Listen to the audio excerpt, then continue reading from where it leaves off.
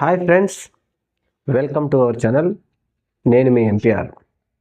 ఆంధ్రప్రదేశ్ రాష్ట్రంలో 2019 నుంచి 2024 వరకు మాజీ ముఖ్యమంత్రి వైఎస్ఆర్సీపీ పార్టీ అధినేత వైఎస్ జగన్మోహన్ రెడ్డి గారు 15 లక్షల కోట్ల రూపాయలు అప్పు చేశాడు.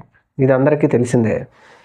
ప్రస్తుతం అధికార పార్టీ ముఖ్యమంత్రి అయినటువంటి నారా చంద్రబాబు నాయుడు గారు కానీ, కూటమికి సంబంధించిన పార్టీ నాయకులందరూ కాలికి బలపం కట్టుకొని ఆంధ్రప్రదేశ్ రాష్ట్రం మొత్తం ప్రచారం చేశారు. అయితే ఇప్పుడు ఆంధ్రప్రదేశ్ రాష్ట్రంలో అనూహ్య పరిణామాల వల్ల 2024 సార్వత్రిక ఎన్నికల్లో కూటమి ప్రభుత్వం అధికారం చేపట్టి ముఖ్యమంత్రి అయిన నారా చంద్రబాబు నాయుడు గారు ప్రస్తుతం ఎన్ని లక్షల కోట్ల రూపాయలు అప్పు చేస్తున్నారో ప్రజలందరికీ తెలుసా అంటే ఖచ్చితంగా తెలియదు. ఎందుకంటే నారా చంద్రబాబు నాయుడు గారి దత్త పత్రికలైనటువంటి ఎల్లో మీడియా ఎట్టి పరిస్థితుల్లో ఆ విషయాన్ని బయటికి చెప్పదు. జగన్మోహన్ రెడ్డి గారికి ఒకే ఒక్క పత్రిక అయినటువంటి బ్లూ మీడియా సాక్షి పత్రిక చెప్పినప్పటికీ దానిని మించి 100% ఎల్లో మీడియా ఉండటంతో రాష్ట్రంలో ఎన్ని అప్పులు జరుగుతున్నవి అనేది ప్రస్తుత ప్రజలకు తెలిసే ప్రశ్నే లేదు.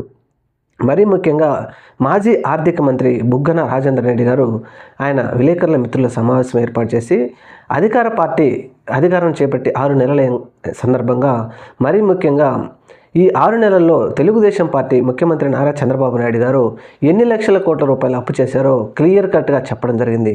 మరీ ముఖ్యంగా చంద్రబాబు నాయుడు గారు అప్పట్లో ముఖ్యమంత్రిగా ఉన్నప్పుడు 2014 నుంచి 2019 వరకు సోమవారం పోలవరం అనే విధంగా ఒక కార్యక్రమాన్ని చేపట్టి ఎన్ని కోట్ల రూపాయలు వృధా చేశారో మనందరికీ తెలిసిందే. 2024లో అధికారం చేపట్టిన నారా చంద్రబాబు నాయుడు గారు ప్రస్తుతం మంగళవారం వస్తే అప్పు, మంగళవారం అప్పు, వారం అప్పు అనే విధంగా ప్రస్తుతం అధికార పార్టీ పరిస్థితి నెలకొంది. అయితే జగన్మోహన్ రెడ్డి గారు అప్పు చేసి వెనిజులా చేసేస్తున్నాడు, ఆంధ్రప్రదేశ్ని బంగ్లాదేశ్ చేసేస్తున్నాడు, కెనడా చేసేస్తున్నాడు, శ్రీలంక చేస్తున్నాడని ప్రజలను నమ్మించే ప్రయత్నం విపరీతంగా చేశారు. ప్రజలు కూడా 2024 సార్వత్రిక ఎన్నికల ముందు ఇది నిజమే అని 100% నమ్మిరని మనం చెప్పొచ్చు. అయితే ఇప్పుడు ముఖ్యంగా వీరు ఈ సంపద సృష్టించి నేను రాష్ట్రంలో అనేక అభివృద్ధి పనులు చేస్తానన్నటువంటి చంద్రబాబు నాయుడు గారు ప్రస్తుతం రాష్ట్రంలో ఏ విధమైనటువంటి సంపద ఉందో ఒకసారి ఆలోచించుకోవాలి మిత్రులు కూడా. మరీ ముఖ్యంగా కూటమి ప్రభుత్వం అధికారంలోకి వచ్చిన తర్వాత వీరు చేసిన అప్పు 6 నెలల్లో 1,12,700 కోట్లు అప్పు చేశారంటే ఇక మిగిలి ఉన్న ఈ 4.5 సంవత్సరాల్లో ఎన్ని లక్షల కోట్లు అప్పు చేస్తారో అని మీ అంచనాకే వదిలేస్తున్నానని చెప్పేసి బుగ్గన రాజేంద్ర రెడ్డి గారు చెప్పడంతో ప్రజలకు ఒకంత క్లారిటీ కూడా వచ్చింది. ఎందుకంటే 6 నెలల్లో అధికారంలోకి వచ్చిన ఈ సమయంలోనే 1,12,700 కోట్ల రూపాయలు ఈ ప్రభుత్వం అప్పు చేసిందంటే మరి సంపద సృష్టి అంటే ఏది? సంపద సృష్టి అంటే ఉచిత ఇసుక అని చెప్పేసి ఆ పార్టీ వారికి అప్పచెప్పుకోవడమా, మద్యం లాంటి మాఫియా చేయడమా, మైనింగ్ లాంటి మాఫియానా?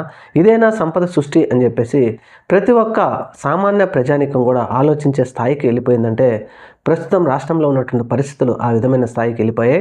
చూడాలి రాబోయే రోజుల్లో ఏ విధమైన ఎన్ని రకాల అప్పులు చేస్తారో రాబోయే రోజుల్లో చూద్దాం. Thank you. మన ఛానల్ని తప్పకుండా సబ్స్క్రైబ్ చేయండి. నమస్తే.